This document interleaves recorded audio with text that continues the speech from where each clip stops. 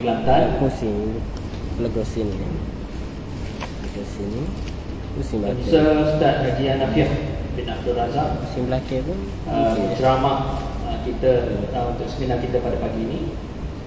Encik Hafizi, wakil UPN Kelantan, para dan yang dinaikkan para peserta yang sudi hadir, meluangkan masa untuk sama-sama kita menadai ilmu lah dan dalam ilmu seminar ilmu falak, terutamanya dalam bidang pertanian, supaya kita dapat mendengar perkongsian-perkongsian yang memang sangat berkait dengan kita di Kelantan sebagai negeri pertanian, supaya kita dapat timba ilmu dan dalam aplikasi pertanian kita, insyaAllah.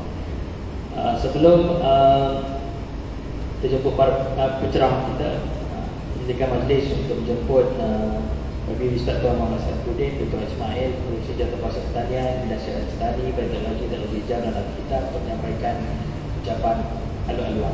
Silakan.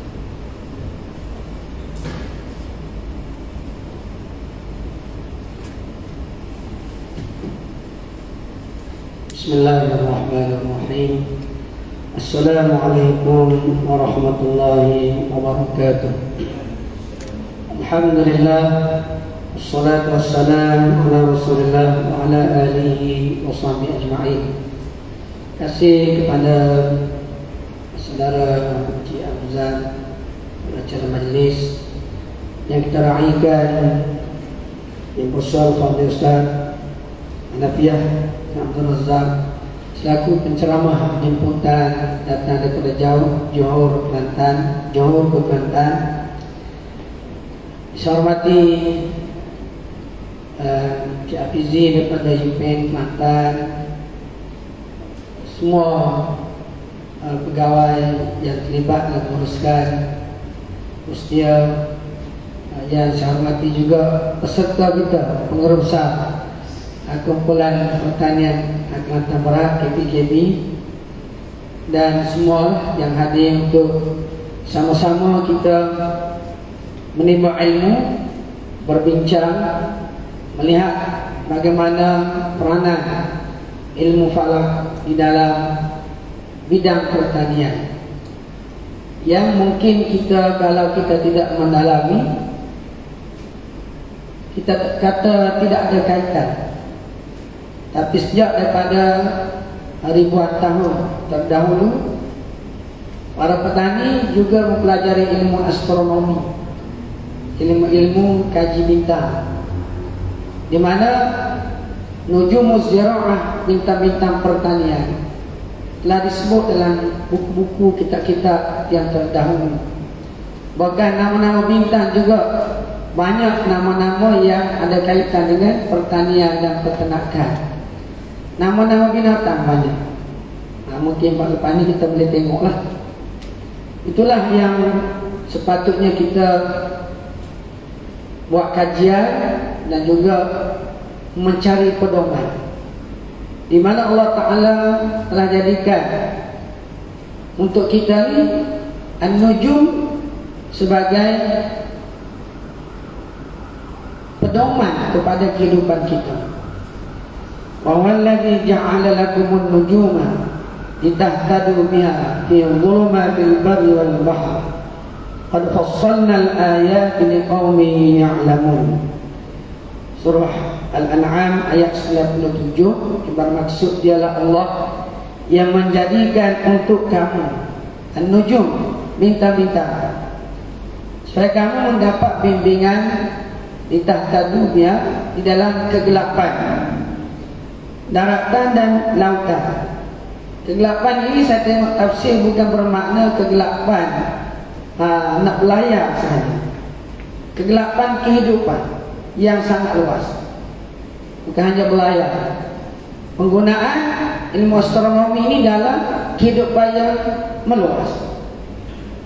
Sebab itulah Allah Ta'ala tamatkan ayat ini dengan qad fassalnal ayat, sesungguhnya kami telah tafsirkan, perincikan ayat-ayat ketandaan-ketandaan kekuasaan Allah Ta'ala ini tetapi di kaum yang ya'lamun, bagi kaum yang tahu. Jadi hari ini kita nak menjadi kaum yang ya'lamun.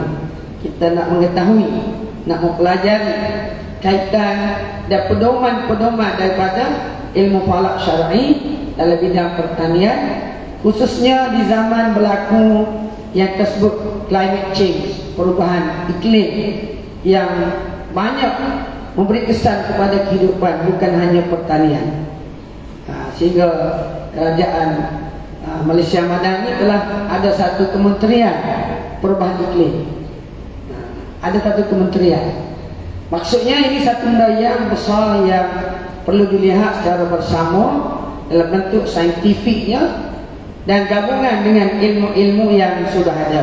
InsyaAllah dapat kita gunakan demi mencari satu solusi ataupun menyusun kalender pertanian atau takwim pertanian supaya kita dapat mengenal pasti risiko-risiko di hadapan. Kalau dengan kalender ini mungkin kita dapat mengurangkan ancaman yang mesti adalah bencananya, ributnya, kemudian kemaraunya. Tapi dengan penggunaan ilmu kaji cuaca, ilmu bintang, astronomi, samalah dengan ilmu Malaysia ni, meteorologi Malaysia, benda yang hampir sama. Yang kita nak supaya benda-benda ini, kalau dulu kita tengok gitu, sekarang ni dengan banyak alat-alat saintifik moden yang boleh membantu untuk kita teropong lebih jauh, menjangkau sesuatu pedoman yang lebih jauh. InsyaAllah dengan sedikit perbincangan, ini mungkin kali pertama Fadil Ustaz, lepas ni kita panggil lagi, nak perincikan lagi bagaimana pelaksanaan sektor pertanian yang boleh kita berpandukan kepada nujumus zira'ah tadi ataupun ilmu-ilmu astronomi falak syar'i, membantu kepada meningkatkan hasil-hasil pertanian negeri. Jadi saya ucap terima kasih kepada penceramah kita dan para peserta lah, di kalangan asatizah, kepada petani, kepada pelajar, kepada harapnya kita boleh bersabar dengan baik dan kita bersoal jawab supaya lebih mendalam maklumat yang kita dapat ke arah melaksanakan agenda membangun Kelantan sebagai jerapan makanan negara. Sekian, terima kasih. Assalamualaikum warahmatullahi wabarakatuh. Waalaikumsalam warahmatullahi wabarakatuh. Masih diucapkan kepada Habib Ustaz Haji Tuan Muhammad Saripudin Tuan Ismail, Pengurusi dan Penguasa Pertanian dan Studi Studi Bioteknologi, Teknologi Hijau dan Alam Sekitar Negeri Kelantan atas ucapan haluan sempena program seminar ilmu falak dalam pertanian dan perubahan iklim kita pada pagi ini. InsyaAllah tanpa buang masa, izinkan majlis menjemput penceramah kita yang kita alu-alukan, yang kita raikan pada Johor. Sebelum tu izinkan majlis menerangkan sedikit biodata bagi penceramah kita. Ustaz Haji Hanafiah bin Abdul Razak, berusia 56 tahun, lahir di Kampung Melayu, Ulai, Johor. Beliau sekarang memegang jawatan sebagai Imam Masjid Kota Iskandar, Bandaraya Iskandar Puteri, Johor. Pendidikan beliau bermula di Madrasah Madabil Ulum Pondok Penanti Seberang Perai, Madrasah Adiniyah Al-Latifiyah Pondok Kuala Luar, Kroh, Perak. Seterusnya Madrasah Al-Islahiyah Kampung Teng, Taiping. Juga pernah di Darul Ulum, Mekah. Seterusnya Universiti Teknologi Malaysia, Diploma Sains Pendidikan dan Pengajian Islam. Dan selain daripada itu, tugas-tugas khas beliau adalah pensyarah mudah kitab Turath Falak, Akademi Pengajian Islam Universiti Malaya, dan di Sekolah Tamadun Islam Universiti Teknologi Malaysia, dan sebagai panel pakar falak JAKIM. Jadi tanpa buang masa, kita menjemput dan mengalukan kepada Ustaz Haji Hanafiah bin Abdul Razak untuk menyampaikan sesi ceramah beliau. Jemput dan dipersilakan.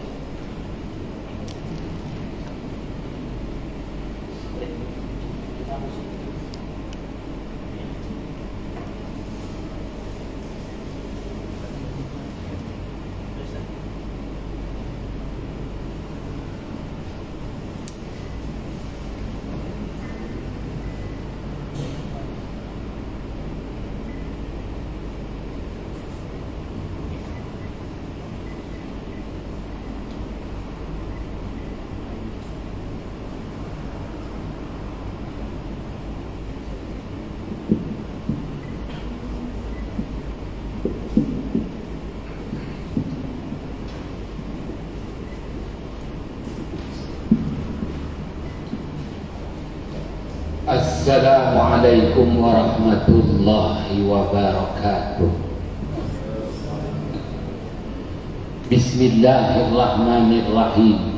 Wabihi nasta'in ala umuri dunya waddin.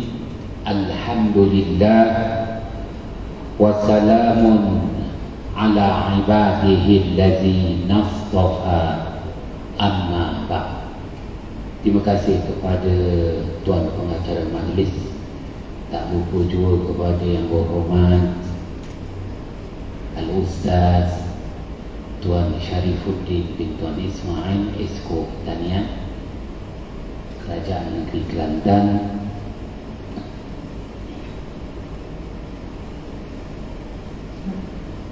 Ashabul Fadilah, Ustaz-Ustaz, Ustazah-Ustazah,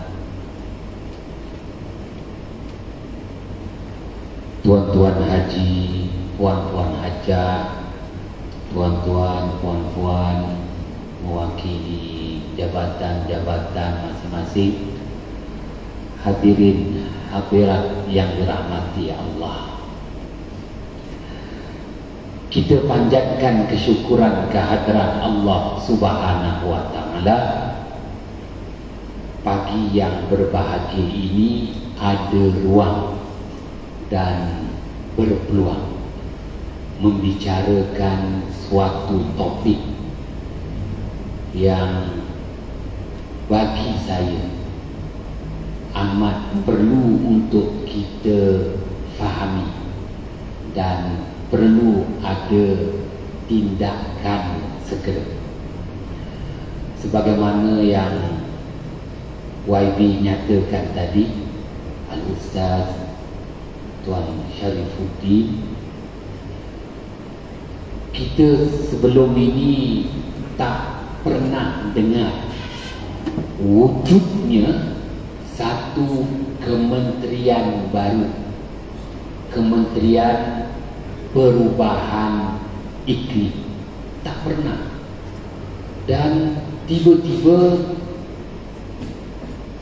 Kerajaan Persekutuan, dia melalui kerajaan campurannya, nak tak nak, suka tak suka, atas desakan dunia, mewujudkan satu kementerian baru dan diletakkan sebagai Kementerian Kanan, Menteri Kanan, besar, Kementerian Perubahan Iklim. Maka apa sebenarnya yang berlaku hari ini? Baiklah, mungkin untuk pertemuan kita pagi ini saya lebih cenderung untuk mengulas dan menjelaskan tentang mukhalafatul iklim, bersalahan, berlawanan iklim, kedudukan sesuatu tempat dengan tabiat kehidupan. Mukhalafah nak maknanya dah berlawanan kerana wujudnya perbezaan nilai-nilai kehidupan di alam daratan, alam lautan, alam tumbuhan, alam haiwan dan alam manusia itu sendiri. Maka untuk Tuan YB, nampaknya saya lebih cenderung pagi inilah membicarakan dulu untuk kita faham dulu apa sebenarnya yang dimaksudkan dengan perubahan iklim. Ya, perubahan iklim.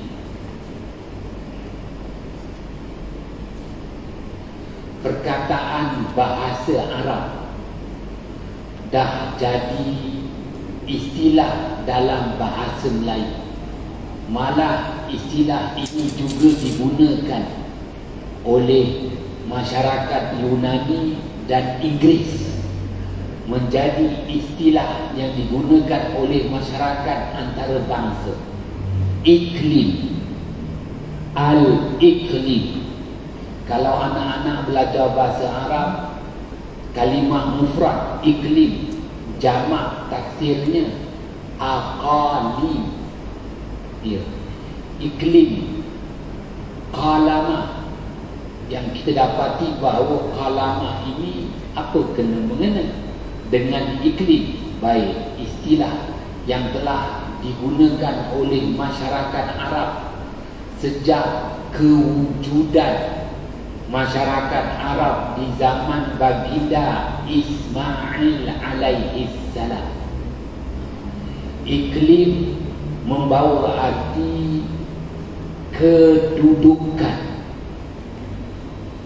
di muka bumi, wajhul ard, kedudukan di ufuk bumi, al-afaq, ufuk yang orang Melayu pun sebut ufuk, bahasa Melayu pun dah sebut ufuk. Ufuk, dataran, wajhul ard, muka bumi. Maka apa yang kita nikmati dari nilai-nilai kehidupan di sesuatu tempat, maka disebut iklim. Nilai-nilai kehidupan yang kita nikmati di wajhul ard, muka bumi, maupun di ufuk, dataran kehidupan, ufukul ard, ufuk bumi, maka nilai-nilai kehidupan itu disebut dengan istilah iklim dalam bahasa Arab. Tapi kita lebih faham iklim ini membawa arti cuaca tempatan, panas, sejuk, kering, lembap. Maka disitulah adanya kehidupan. Muka bumi, di situ adanya kehidupan. Maka bila adanya kehidupan, adanya makhluk-makhluk pilihan yang Allah Ta'ala tentukan. Maka kehidupan dan makhluk itu disebut alam. Alam daratan, alam lautan, alam haiwan, alam tumbuhan, alam manusia. Maka apabila disebut perubahan iklim, perubahan alam kehidupan di muka bumi, di ruang kehidupan, ufuk bumi, apa yang berubah? Berubah tabiatnya, berubah cuacanya, berubah kehidupan, sama ada kehidupan di alam daratan, di alam lautan, di alam tumbuhan, di alam haiwan, maupun di alam manusia. Sememangnya manusia tak boleh terima dengan situasi perubahan iklim. Tapi apa kan daya, kita suka tak suka, nak tak nak, kita kena tempuhi berhubung tentang perubahan iklim. Apabila dah sebut dah berubah iklim ni, tuan-tuan yang dirahmati Allah, maka kita akan berdepan dengan krisis demi krisis. Perubahan iklim telah mengundang antaranya krisis tenaga, krisis makanan, krisis ekonomi. Itu dia. Dan apabila krisis itu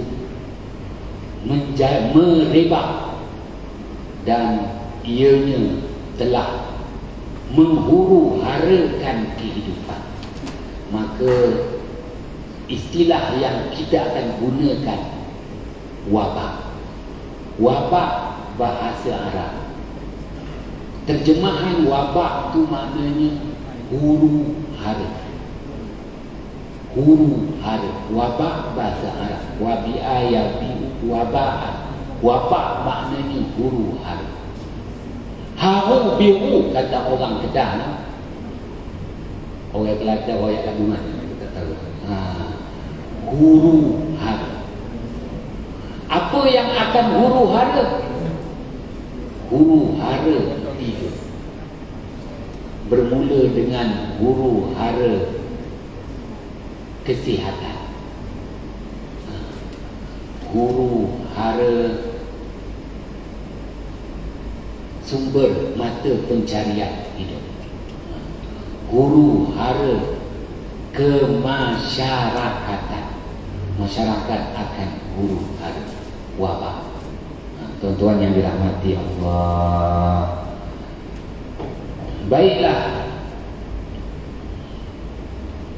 saya paparkan di sini terlebih dahulu beberapa istilah yang perlu tuan-tuan faham. Mudah-mudah saja. Pertama, saya letakkan sekali di atas al-munah. Al-munah yang orang Arab dah guna, orang Arab bercakap al-munah ni lama. Akhirnya al-munah ini diguna pakai dalam bahasa Inggeris. Al jadi al. Al-munah, al-manak, nautical almanac. Al-munah apa dalam bahasa Melayu? Dalam bahasa Melayu kita kata cuaca. Mudah. Al-munah ini merujuk kepada cuaca. Panas, sejuk, kering, lembap. Macam mana boleh panas, macam mana boleh sejuk? Senang aja, matahari terbit, kena cahaya matahari, panas. Macam mana boleh sejuk pula? Hujan turun, sejuk. Panas, sejuk, kering, lembap, cuaca. Maka al-munah. Panas, sejuk, kering, lembap, cuaca ini mengikut kawasan, mengikut kawasan, mengikut kedudukan. Kita kata daerah. Kelantan kata jajahan. Daerah tu bahasa Arab. Bahasa Melayunya daerah tu ialah bulatan ufuk. Bulatan ufuk. Maka bulatan ufuk tu telah dikira yang akan sama nilai-nilai panas, sejuk, kering, lembap tu disebut daerah. Satu daerah, kalau kita kata jajahan Kota Baru, daerah Kota Baru, selagi mana dalam daerah Kota Baru, bulatan ufuk Kota Baru, itulah panas, sejuk, kering, lembapnya sama. Daripada terbit matahari hingga terbenam matahari, itu hubungan al-munah, hubungannya dengan al-iklim. Baik, paling kita takuti apa yang Rasulullah sallallahu alaihi wasallam sabdakan benar-benar menjadi kenyataan. Dalam istilah bahasa Arab disebut al-ihtibas al-harari. 700 tahun yang lalu, Asy-Syaikh Al-Imam Ibnu Battuta wafat pada tahun 779 Hijrah, menamakan dengan istilah Al-Ibnu. Al-Ibnu. Maka mat salib orang putih nak sebut Al-Ibnu, dia tak belajar tajwid. Al jadi Al, Ibnu jadi Nino, Al-Ibnu jadi Al-Nino. Kenapa Imam Asy-Syaikh Al-Imam Fakhruddin Ar-Razi, begitu juga yang sezaman dengannya, seorang tokoh ulama, juga seorang tokoh ahli pelayaran Islam, Asy-Syaikh Al-Imam Ibnu Battuta, menjenamakan Al-Ibnu yang kita belajar, tanya Tuan Syarifuddin, Al-Ibnu tu anak lelaki. Ibnun anak lelaki. Tapi kerana permukaan laut panas,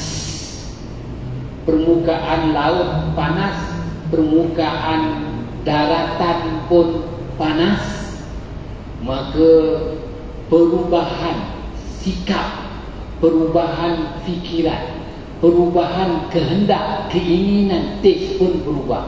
Maka ketika itu anak-anak lelaki cepat panas barat. Ketika cuaca panas, permukaan laut panas, permukaan darat panas, maka anak lelaki semuanya panas barat. Al-Ibnu. Rupanya yang panas barat bukan anak lelaki-lelaki, semua makhluk. Ya, di alam tumbuhan pun panas barat. Makhluk di alam haiwan pun panas barat.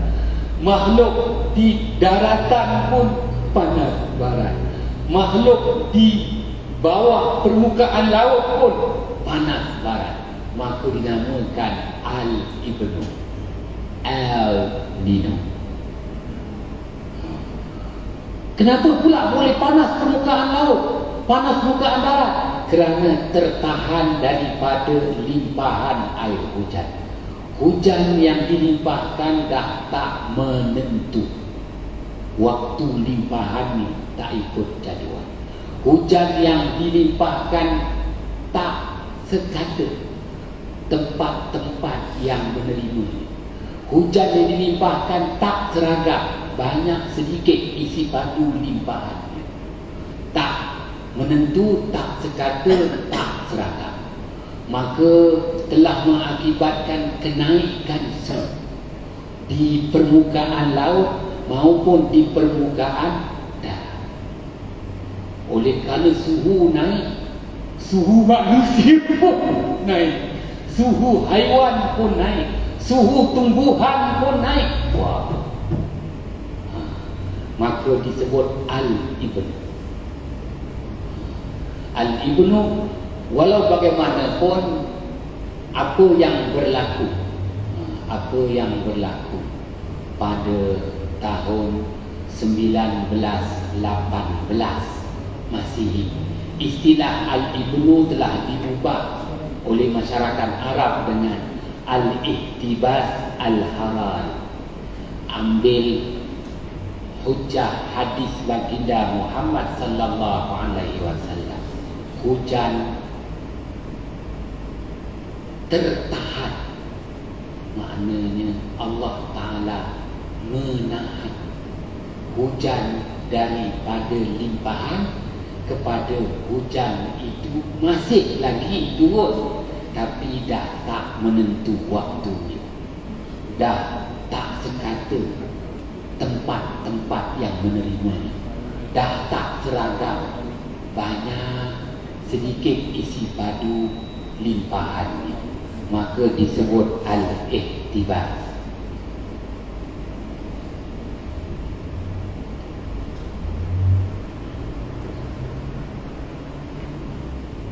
Hadis dhaif. Hadis ini dhaif, tak boleh buat hujah, akan tetapi dijadikan pedoman. Riwayat daripada Imam Ad-Dailami dari Anas bin Malik radhiyallahu anhu, inna Allah ta'ala idza ghadiba ala ummatin lam yanzal 'alaiha al-'azab ghalat as'aruha wa kusirat a'maruha wa lam tarbah tijaratuha wa habusa anha amtaruha wa lam taghzur anharuha. Bahawasanya Allah Subhanahu wa ta'ala apabila murka ke atas sesuatu umat, sentiasalah menimpa ke atas umat itu azab, tak putus-putus, lepas satu lepas satu. Apakah azab yang menimpa? Harga barang makanan melambung tinggi, hingga al-ghala, iaitu inflasi. Runtuh bangunan-bangunan yang dibina. Bangunan yang dibina runtuh dan ditinggalkan begitu sahaja. Hanya mampu dilihat dan dilekatkan foreign concept. Tak ada siapa yang mampu memilikinya, tak ada siapa yang mampu nak selenggara. Tinggal begitu sahaja. Buruk, runtuh akhirnya. Dan tidak mendapat keuntungan perniagaan. Niaga apa pun susah nak untung. Jadi takut-takut pasar Khadijah jadi pasar Aminah pula. Semua orang nak niaga, tapi niaga mahal sikit orang tak beli. Niaga murah besar makna tak balik modal, tak payah tak sel niaga dia. Tak niaga tu. Tuan-tuan yang dirahmati Allah, dan ditahan limpahan hujan. Ini hubisa, ditahan limpahan hujan.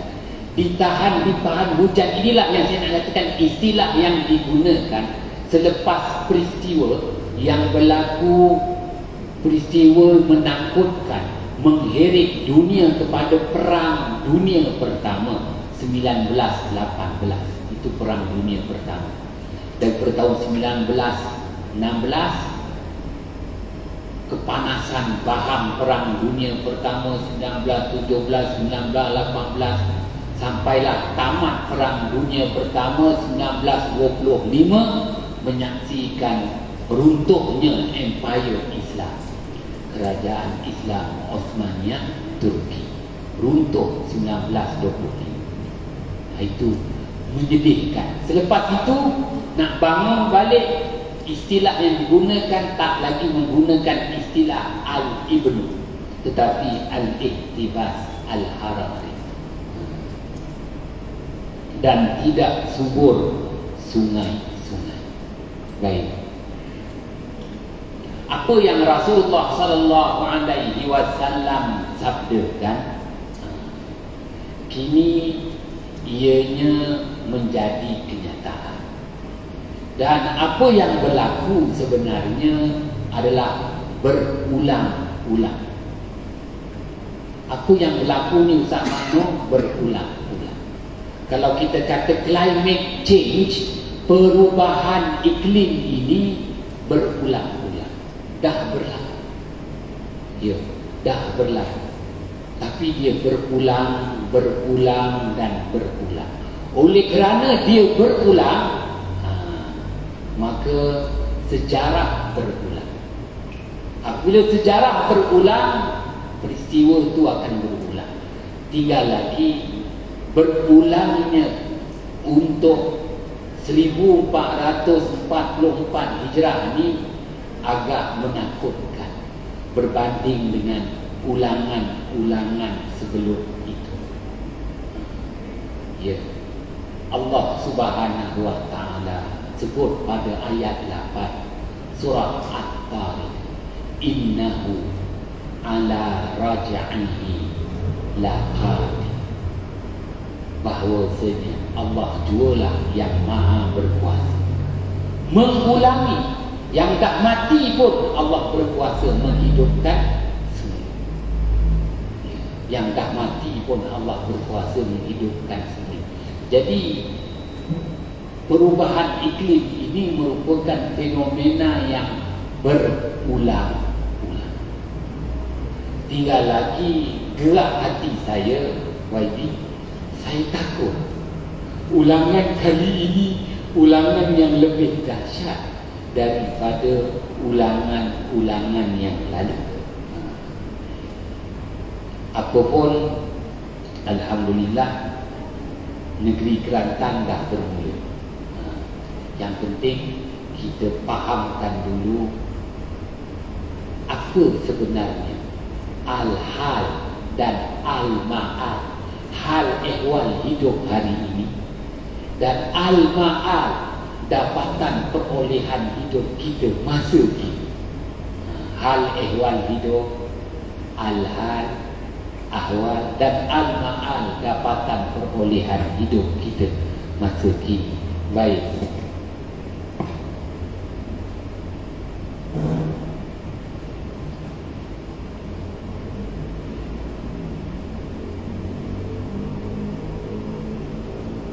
Sebagai nak meringkaskan apa yang Rasulullah sallallahu alaihi wasallam sabdakan. Rasulullah sallallahu alaihi wasallam ingatkan kepada kita agenda kehidupan yang kita akan hadapi, cabaran, ujian, dugaan hidup yang bakal kita hadapi. Pertama yang saya nyatakan tadi, kita susun balik al-ihtibas al-harari, hubisa anha amtaruha. Hujan tidak menentu, tidak sekata, tidak seragam, dah pun berlaku. Oleh kerana dah tak menentu, tak sekata, tak seragam, wah, mana maka biotek Kelantan kena faham betul-betul. Ya. Takut-takut banyak ya usaha-usaha yang berkala, pertanian, industri, pembuatan yang kita buat ada halangan besar kerana hujan tidak menentu, tidak sekata, tidak seragam. Yang kedua, sungai-sungai susut kesuburannya, walam taghzur anharu. Sungai-sungai susut kesuburannya, tak kiralah sungai mana pun. Sungai mana pun, sungai Kelantan. Sungai Kelantan ni untuk pengetahuan bila pada hemat saya, kerana saya dulu agak aktif dalam membuat penilaian sungai Kelantan. Kenapa orang Kelantan ambil air bawah bumi? Ambil air bawah bumi, kaedahnya air telaga. Ya, kita menggunakan kaedah air telaga, air bawah bumi, kerana kos untuk penyelenggaraan air sungai Kelantan ni menjadi air untuk selamat diminum, agak tinggi proses rawatan ni. Kenapa? Apa masalah air sungai Kelantan? Kerana air sungai Kelantan, kalau YB tak percaya tak apa, air sungai Kelantan ni kerana dia mengandungi nilai aluminium yang tinggi. Nilai aluminium yang tinggi. Aluminium yang buat kapal terbang tu. Tuan-tuan, kenapa pula? Kerana betapa bukit bukau, lurak-lurak di Kelantan ni banyaknya galian boksit. Jadi mungkin janganlah tuan-tuan tak ambil boksit tu kan, kerana ialah sayang hutan-hutan tu seorang ni. Bukan menggalakkan ambil hutan, tak. Mungkin sayang hutan tu kan, jaga hutan-hutan tu. Jadi proses pelombongan di Kelantan ni tak rancang. Ada hikmahnya melombong tu lagi. Lepas ni boleh kayu, Ustaz kita kat sini lah. Ustaz pula Ustaz maklum pula kayu dekat lodging tu. Itu semua banyak biji besinya, boksaitnya. Jadi bila hujan, air-air itu semua mengalir pergi ke Sungai Kelantan. Maka air Sungai Kelantan ni dia mengandungi galian yang tinggi, nilai galian aluminium yang tinggi. Jadi untuk minum, nak proses tu besar belanja dia. Untuk selamat, ambil aja air bawah tu. Jadi kos rawatan tak besar. Maknanya air tuan-tuan ni banyak galian. Ya Allah, kalau tak nak, kasih aku je seorang nanti. Tak baik. Ala kulli halin menyatakan negeri Kelantan ni kaya lah, itu je. negeri yang kaya. Air sungainya pun ada galian aluminium. Kini menjadi rebutan lah. Wallahu a'lam bishawab. Oleh kerana menjadi rebutan, sebab itu kerajaan persekutuan pujuk rayu, tak tahu wajib berfahamkan, tetap nak buat empangan di Kelantan. Apabila dah empang itu sama no, maka harta-harta itu dapat diempang lah. Faham tak? Lagi mudahlah kerja-kerja tu. Banyak manfaat empangan ni. Lepas ni tengok siapa yang kaya.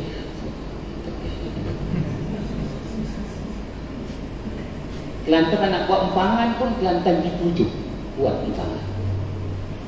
Ada positifnya, ada negatifnya lah. Tak nak cerita kat sini. Tapi nak jelaskan kepada tuan-tuan, apa pun kita dah juga alami suatu musibah. Walam ta'zur anharuha, sungai susuk kesuburan. Allah Ta'ala agihkan rezeki di muka bumi ini ikut aliran sungai. Ikut aliran sungai. Untuk mengetahui tuan-tuan, setakat setahun saya diberi amanah oleh kerajaan Johor untuk kenal pasti punca-punca sungai di negeri Johor. Setakat setahun saya dah dapat 5 sungai penting di Johor. Ya. Kenapa? Kita kalau faham sungai, kita kena tahu biodata sungai itu, tempat lahir sungai itu, tabiat sungai itu, hobi sungai itu. Tak faham tak apa dengar je. Sungai ni dia makhluk, sungai ni dia makhluk apa? Jadi dia pun ada perasaan juga. Cuma tak dengar suara dia. Sesekali dia lepaskan geram dia, banjir satu Kelantan nampak. Dia tak nak segap air itu.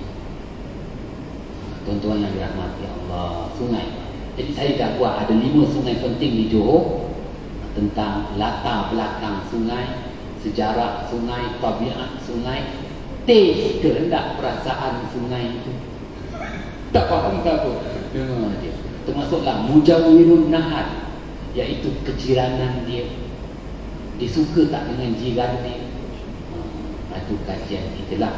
Baik, sungai-sungai susut kesuburan.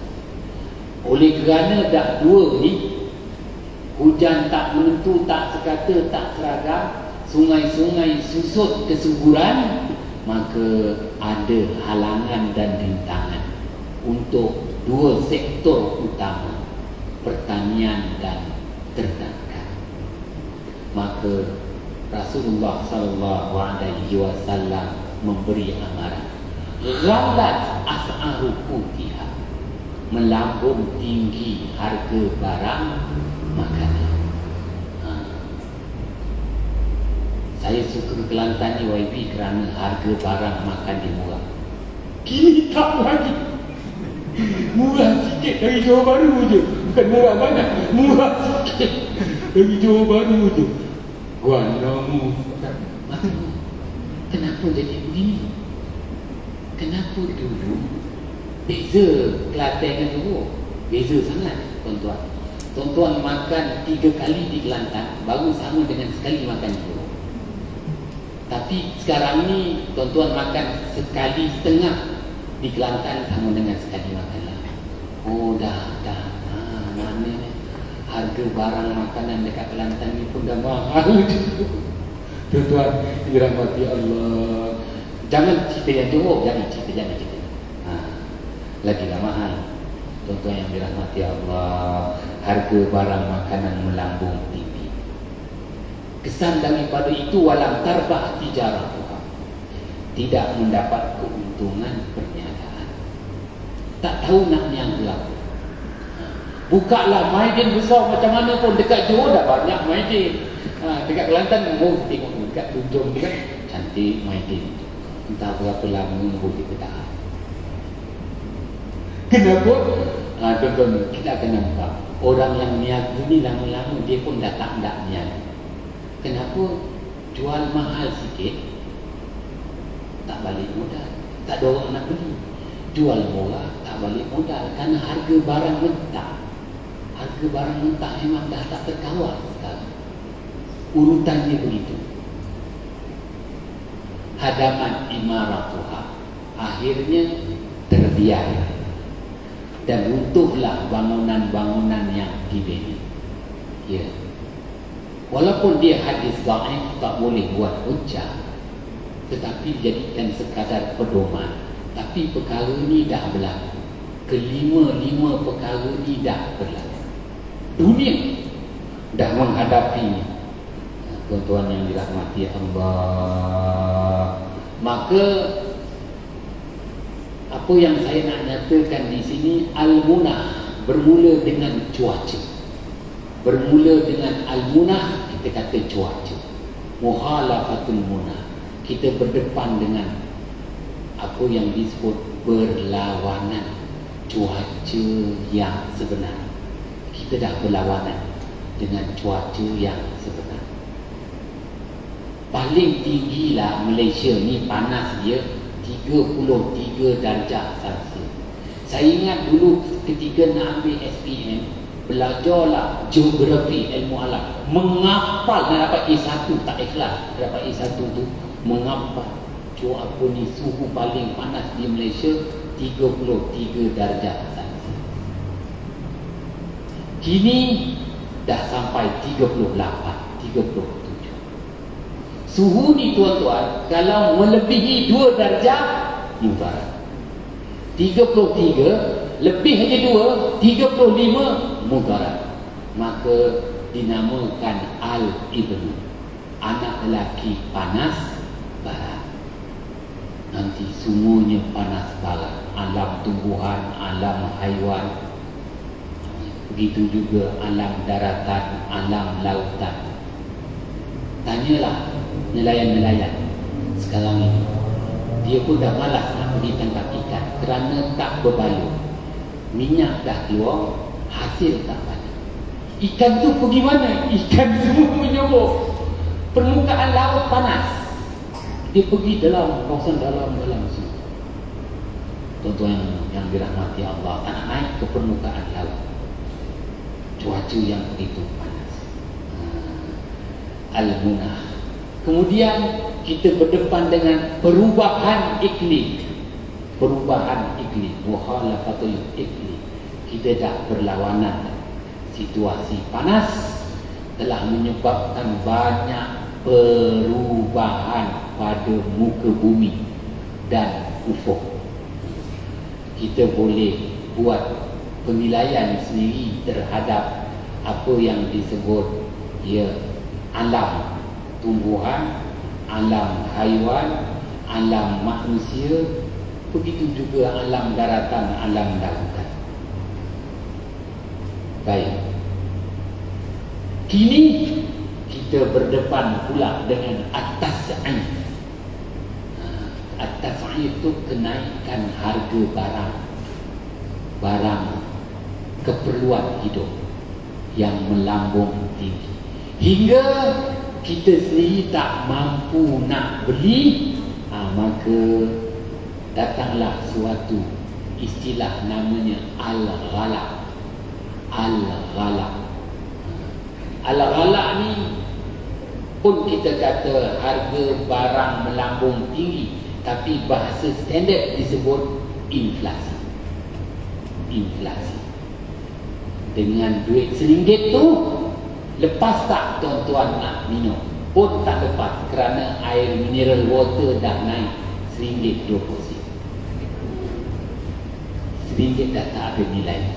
Dah mula namanya al-ghala, inflasi. Maka bagaimana kita nak meneruskan hidup? Tuan-tuan yang dirahmati Allah. Baik, sebelum lebih lanjut saya bicarakan perkara ini, saya tunjukkan kepada tuan-tuan dulu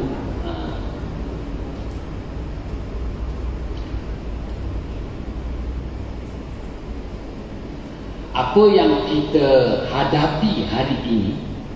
Kita berdepan dengan 3: tekanan hidup, bebanan hidup, desakan hidup.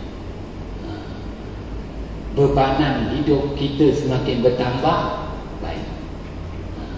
Tekanan hidup kita semakin bertambah, desakan hidup semakin bertambah, al-ghala, inflasi.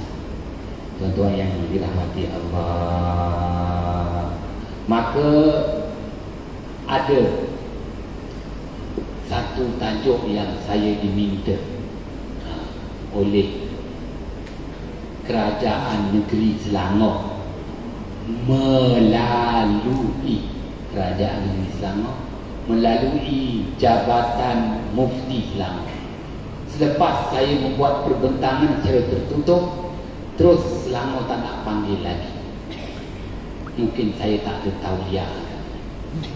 Tak, kerana dia juga nak tajuk ni. Tak tahu lepas ni YB nak panggil aku lagi ke tidak. Misteri akhir zaman di sebalik berulang-ulang al-ghala dan al-wabah. Apabila al-ghala ni berulang, al-ghala iaitu kita kata inflasi berulang. Inflasi ni dia dengan regu dia. Regu dia ialah al-wabah. Maknanya huru-hara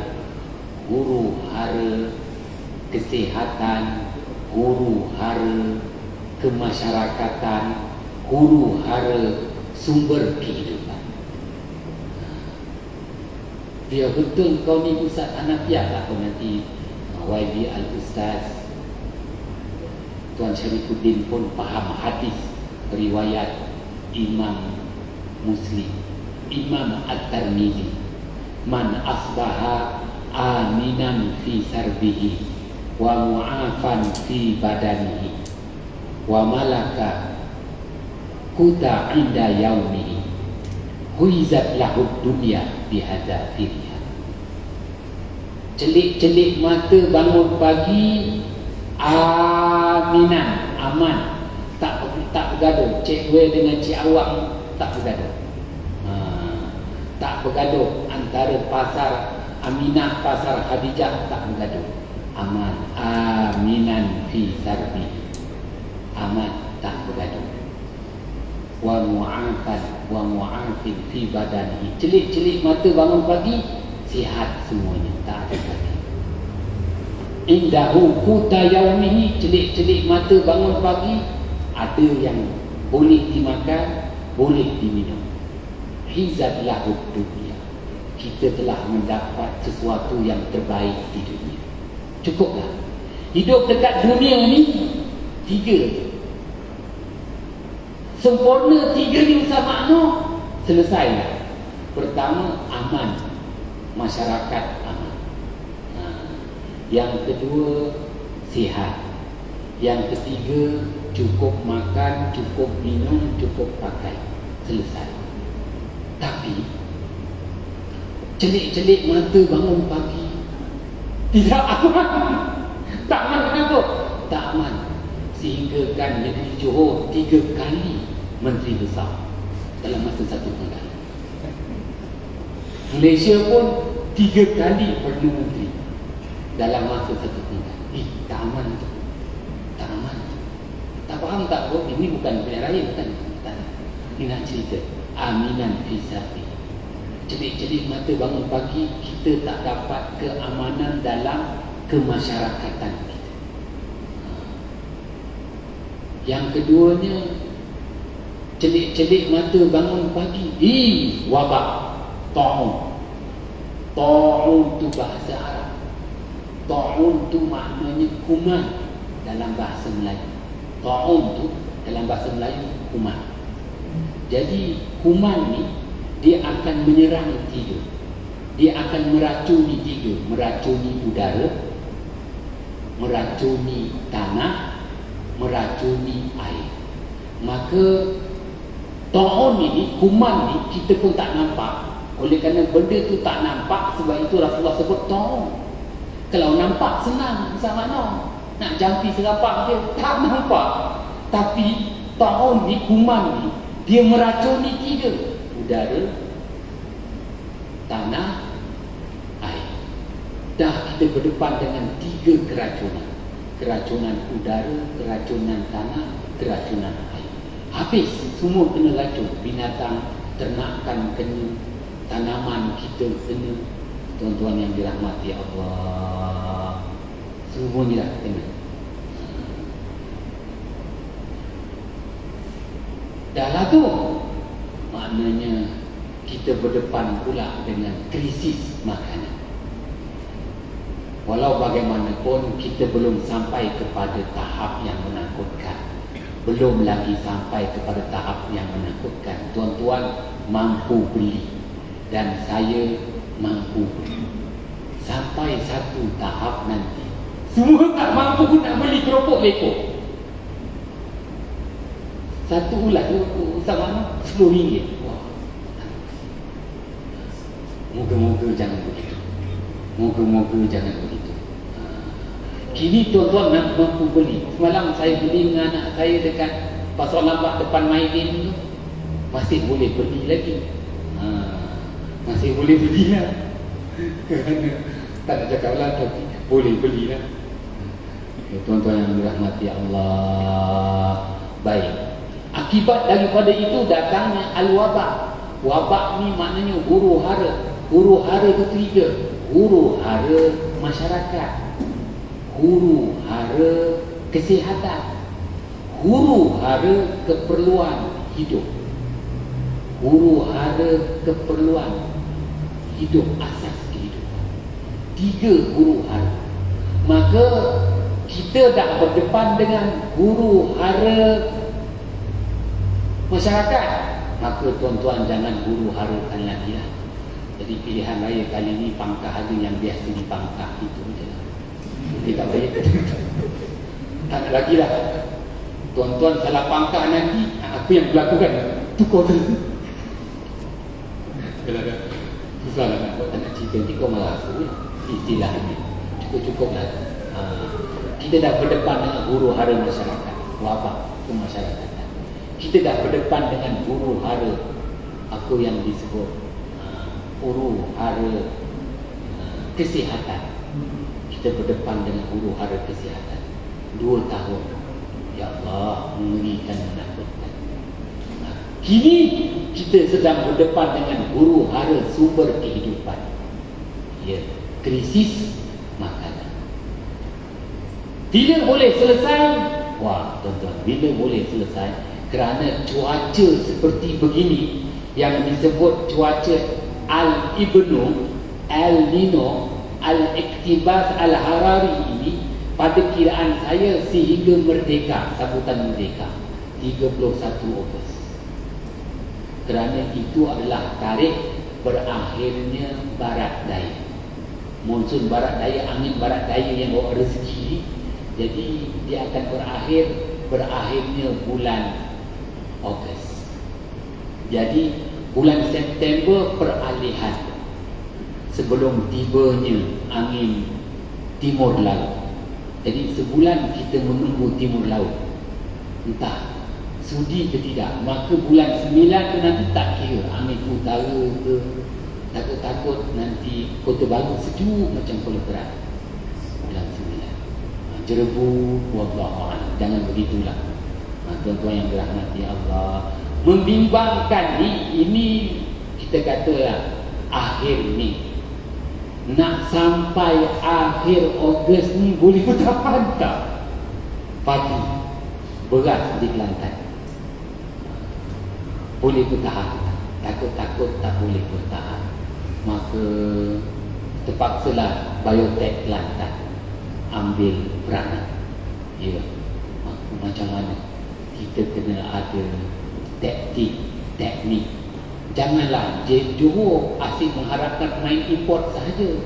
Aku pun menang, saya pun boleh menang kalau mengharapkan pemain import sahaja. Tuan-tuan, tak ada siapa nak diimport ni, kita kena sendiri. Tuan-tuan yang dirahmati Allah, ini misteri akhir zaman di sebalik berulangnya al-ghalaq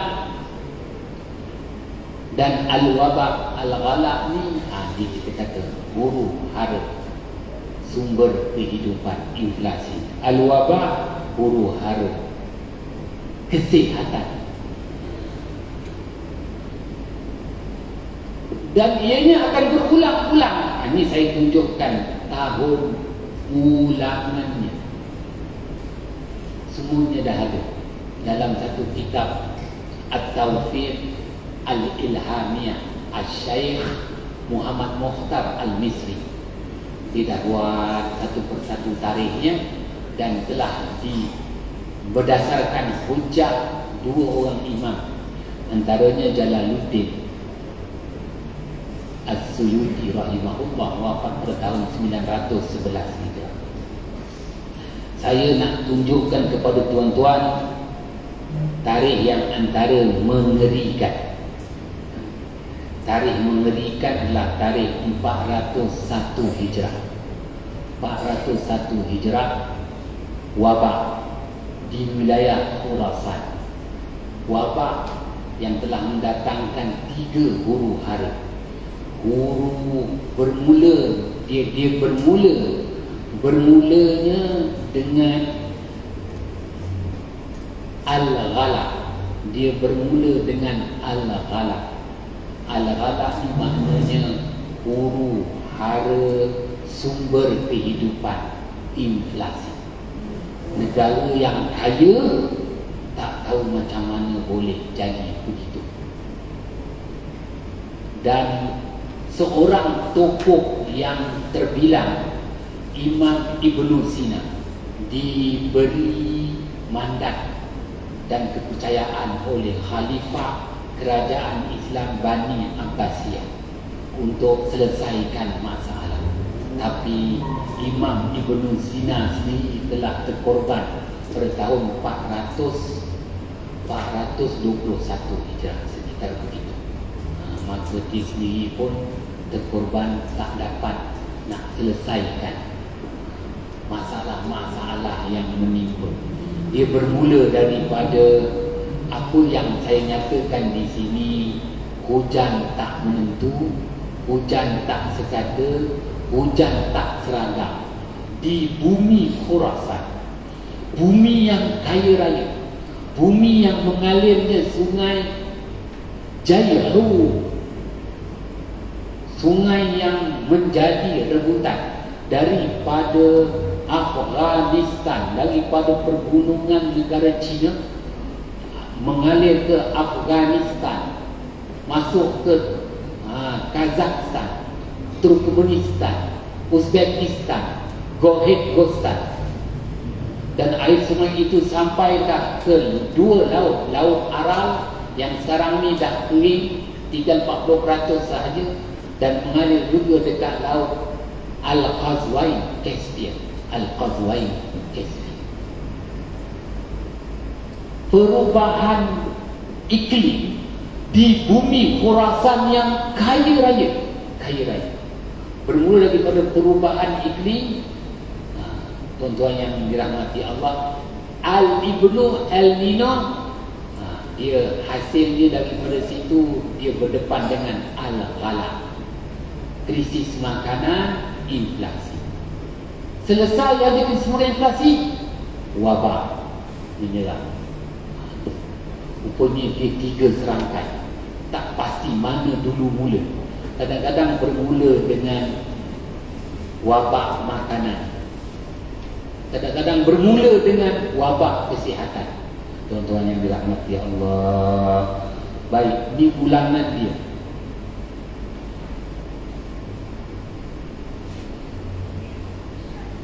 Seratus tahun kemudian, tengok pada tahun 633, wabak di Mesir. Kalau sebut di sini adanya, maknanya berlaku Al-Ghala, Al-Wabak. Tak dapat dielakkan. Maknanya apabila berlakunya inflasi, krisis makanan, krisis sumber, dia akan mengheret yang lain. Allah Ta'ala bertimpa-timpa datangkan pula Al-Wabak. Begitu juga 749 Hijrah, berulang 813 Hijrah, kita ambil 905 Hijrah, 1007 Hijrah, berulang 1100 Hijrah di Mesir. 1337 Hijrah wafat di Rom, Perang Dunia Pertama 1918. Tarikh inilah juga Rusia serang Ukraine. Maka cukup 100 tahun Rusia serang Ukraine lagi. Kini 1441 Hijrah tidak berpulang. 2019. Tapi kita ni, ialah tuan-tuan ya, kita berdepan dengan huru hara masyarakat. Selepas huru hara masyarakat, kita berdepan pula dengan huru hara kesihatan, wabak, dan kini kita berdepan pula dengan huru hara sumber kehidupan, al-ghalaq, inflasi. Saya cuba tunjukkan kepada tuan-tuan tarikh ulangan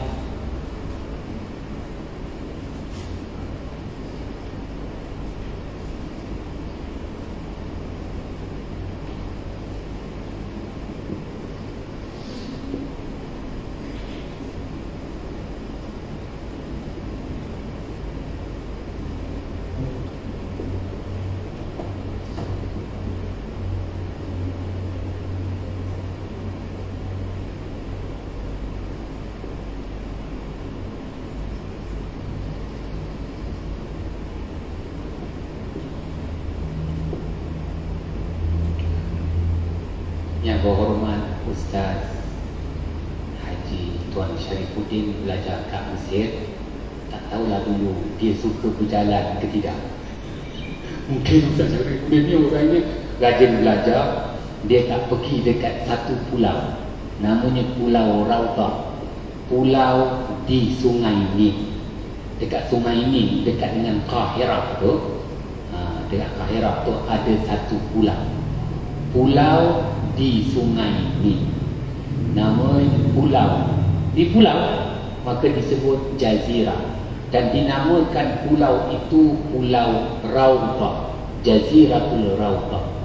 Untuk apa pulau itu? Pulau itu telah dibangunkan zaman berzaman oleh Fir'aun laknatullah alaih. Fir'aun dah bangunkan pulau ni. Kenapa dia jemput orang datang? Tak. Fir'aun bangunkan Pulau Raudah, pulau di Sungai Nil ini, untuk diletakkan alat pengukur ketinggian air Sungai Nil. Alat ketinggian ni, miqyasun Nil. Jadi tak apalah, cadangan saya sebelum Sungai Kelantan buat empangan, jadi Ustaz Tuan Syarifuddin kena pergi pulau, bawa Menteri Besar untuk fahamkan sejarah di sini. Tak ramai dulu yang belajar Azhar, tapi tak ramai pergi pulau ni. Pergi piramid je nampaknya. Mikir saya naik. Untuk apa? Kerana nyawa kan. Sungai Nil ini sebagai nyawa. Nyawa kepada penghidupan umat manusia. Ya. Negara Mesir penduduknya telah mencecah 110 juta. 110 juta. Itu ramai. Macam mana boleh ramai si orang Arab tu? Bahan padang pasir. Tak apalah. Dia ada nyawa aliran sungai ini yang saya nyatakan. Maka hebat-hebat Fir'aun pun kebergantungan dia kepada sungai ini. Maka dia bina alat pengukur di sungai ini, mengukur ketinggian air sungai ini. Untuk apa? Kerana dengan ketinggian air sungai ini dia dapat mengetahui tentang perubahan musim di, kita kata, negara Mesir itu sendiri. dan ianya diwarisi dan diwarisi dan diwarisi zaman berzaman. Kini dia masih lagi digunakan,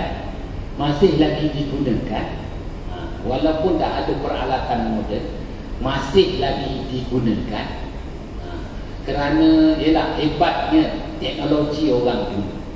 Ini bererti Fir'aun ada teknologi yang mengalahkan teknologi yang digunakan pakai oleh JPS.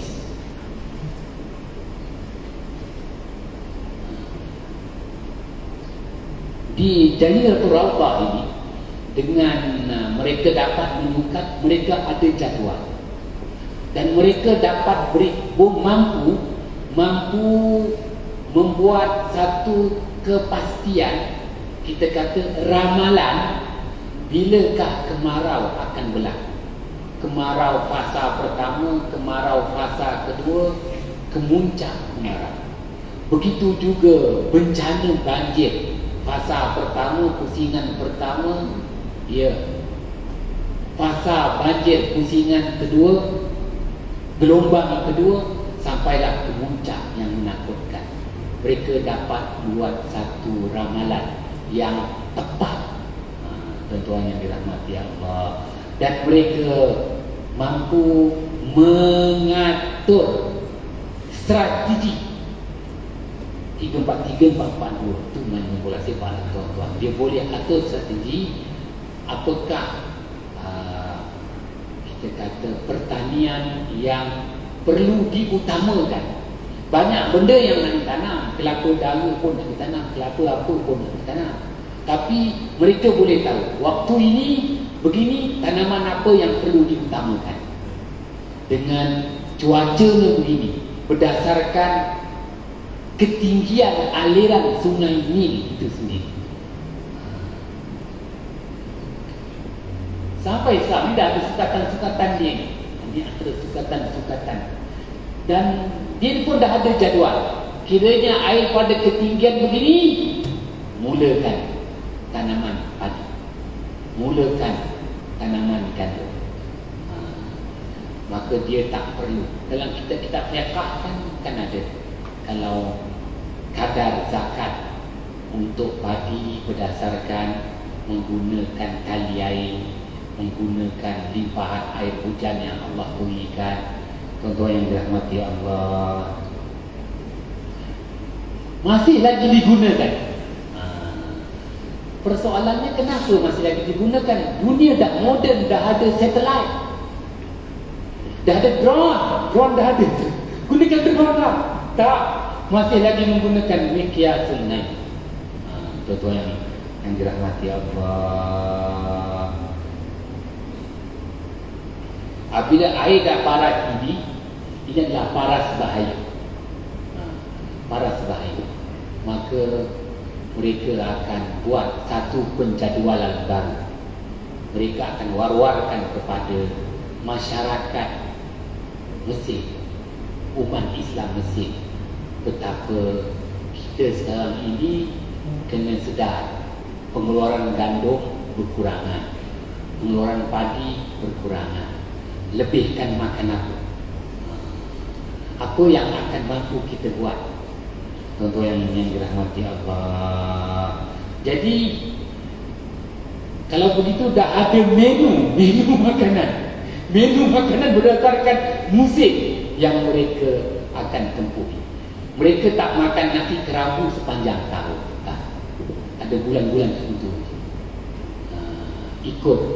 Ikut kita kata al-ma'al. Tuan-tuan yang dirahmati Allah, kerana apabila berlakunya perubahan